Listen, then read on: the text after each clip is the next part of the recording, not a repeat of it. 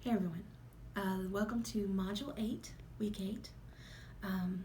You should have finished your plagiarism quiz. You should have finished your personal understanding for plagiarism, for copyright, for fair use. And then you should also have finished, and the paraphrasing. And then you need to have finished your evaluate your progress, okay?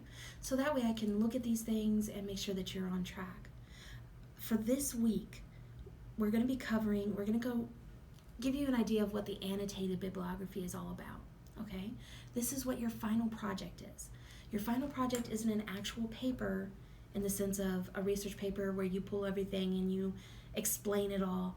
It's summaries of the resources that you would use to answer your research question, okay? And you're telling me how those resources are useful. So you're going to look at the first two books that you cited in Module 5's assignment, the books assignment. And you're going to give me those citations with any corrections that I gave in the feedback for those assignments when I graded them.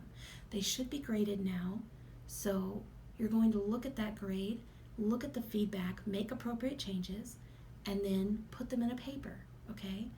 Give me the reference, the citation, and then give a paragraph summarizing the book. Now, I know that many of you will not actually have access to the books.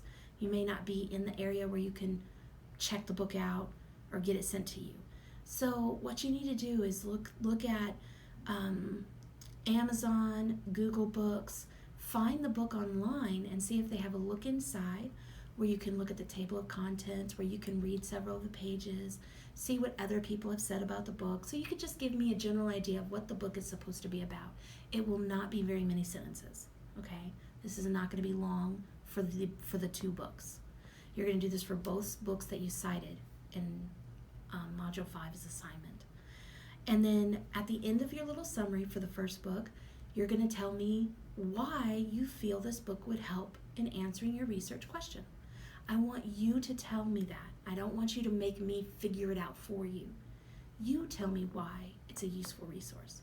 Do that for both the first book you cited and the second book you cited. I want 2 citations, okay? And that's your page.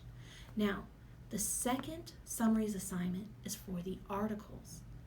And notice the first one, the books, that is due the normal time, a week from this Monday. It's due next Monday, March 4th. And the articles, the Summaries 2 assignment, I give you a little bit longer. I give you until the Friday right before spring break, okay? So you have until March 8th to turn it in. I think it's 8th. And I want you to be able to have just a little more time in order to get the articles, because you actually do need to read those. You need to read the introduction, read the discussion about it, read the conclusion they give. Results won't help you as much because there's a lot of statistical information that you're not necessarily going to understand. So I'm not saying you have to necessarily read the results or the methods or the participants, but you need to know the discussion of it. You need to know the background, literature review. So read the articles and give me a summary in your own words. All of this needs to be in your own words, okay? I don't really want you to quote anyone because I want it to be what you have to say about it. The only difference is you're not saying it as I, okay? APA doesn't really say I. So you're saying this book talks about blah, blah, blah, blah, blah. This article gives information about such and such. Or the authors found this and this and this. And you already cite the book, you already cite the article, so that's taken care of. The only time you could use I is when you're giving me the reason why this book or this article is a useful resource to answer your research question. I feel this book helps to answer the research question because this article is a useful resource to answer my research question because whatever you want to say, that's when you can use I, okay? You have to turn these in before spring break. If you turn them in during spring break, I will accept them. They will be late. You cannot turn them in once spring break is over. I will not accept them. You will get a 0, okay? Turn them in on time. These are the only assignments for this first half of the semester that don't have much time after to turn them in late. All the other assignments you've had time to turn them in late, but these you will have to turn them in right away. Anything that has been done up to this point, you cannot turn in after spring break.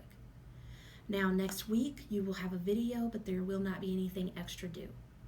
And I will be explaining what's going on in that video. So until then, guys, as always, send me questions if you have them, and I wish you the best of luck. Thanks.